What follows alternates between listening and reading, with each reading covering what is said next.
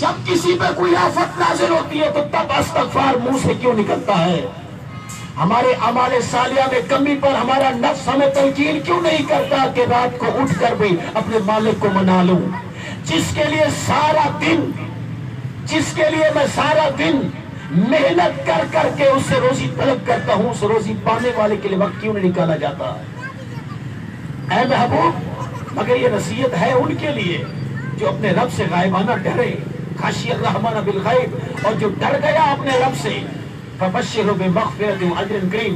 اے میرے حبیب، آپ ان کو خوشخبری دے دیجئے، اے میرے پیارے محبوب، ان کو خوشخبری دے دیجئے۔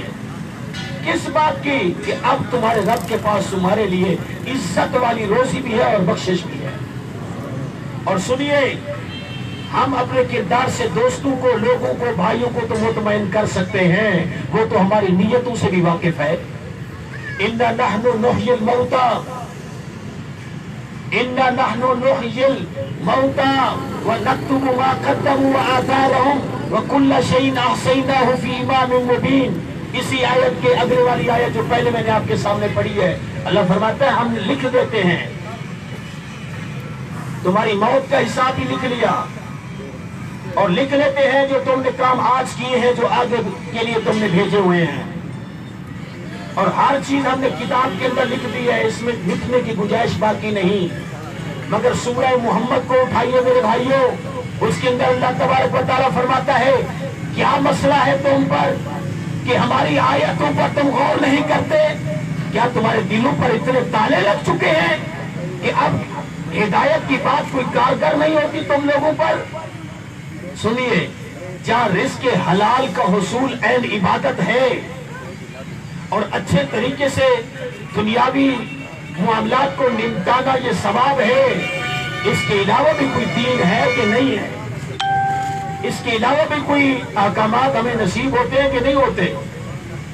وہ آقا علیہ السلام کی خاطر راتوں کو اٹھ کر درود پاک پڑھ کے ہجر محبوب میں آنسو بہانا، یہ تھی مسلمان عاشق کی عادت اور ان کی پہچان۔ یہ معاملات ہماری زندگی سے نکل چکے ہیں۔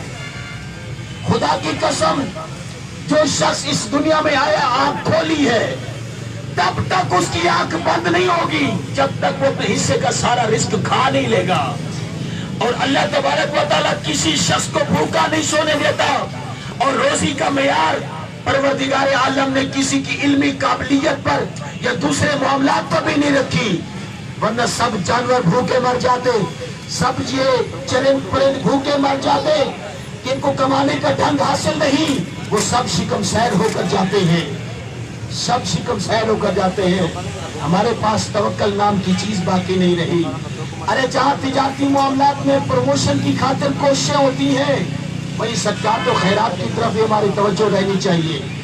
کیوں کہ اللہ تبارک و تعالیٰ سورہ حمزہ میں ارشاد فرماتا ہے وَيْلٌ لِكُلِّ هُمَزَةٍ لُمَزَةٍ الَّذِي جَمَعَ مَالًا وَعَدَّدَهُ يَحْسَبُ أَنَّ مَالَهُ أَخْلَدَهُ۔ سنیے، برباد ہو گیا وہ شخص، ہلاکت ہے اس کے لیے جو منہ پر کسی کو تانا دے اور کسی کے پیچھے عیب جویاں کرے۔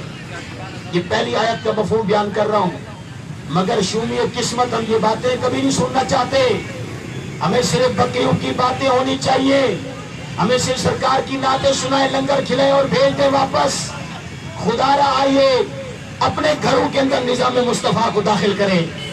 جب یہاں داخل ہوگا تو بچے نظام مصطفیٰ کا پیغام لے کر پھر باہر آئیں گے، تو پھر ملک میں نظام مصطفیٰ نافذ ہو سکتا ہے، ورنہ چانس نہیں کوئی بھی کہ ہم جو چیز خود پسند نہیں کرتے کسی اور سے توقع رکھیں۔ اللہ فرماتا ہے برباد ہو گیا وہ شخص جو منہ پہ تانا زنی کرے اور کسی کی پیٹھ پیچھے عیب جویاں کرے۔ اور اس کے بعد فرمایا برباد ہو گیا وہ شخص، کیونکہ اسی آیت کا یہ حصہ آگے چل رہا ہے، آیت تو ختم ہو گئی مگر پیغام جاری ہے۔ الذی جمع مالا وعددہ، برباد ہو گیا وہ شخص جو مال گن گن کے جمع کرتا رہا، جمع مالا وعددہ، گنتا رہا، جمع کرتا رہا، گنتا رہا۔ مال جمع کرنے کا اتنا مسئلہ نہیں تھا، جمع کریں گے تو صاحب نصاب ہوں گے، زکوٰۃ دیں گے، جمع ہوگا تو صاحب استطاعت ہوں گے، حج کریں گے، مگر مال کی محبت سے روکا جا رہا ہے۔ اپنے رب سے زیادہ مال سے محبت نہ کرنا، کہ جس نے کائنات بنائی ہے دنیا بنانے والا خود نہیں چاہتا کہ میرے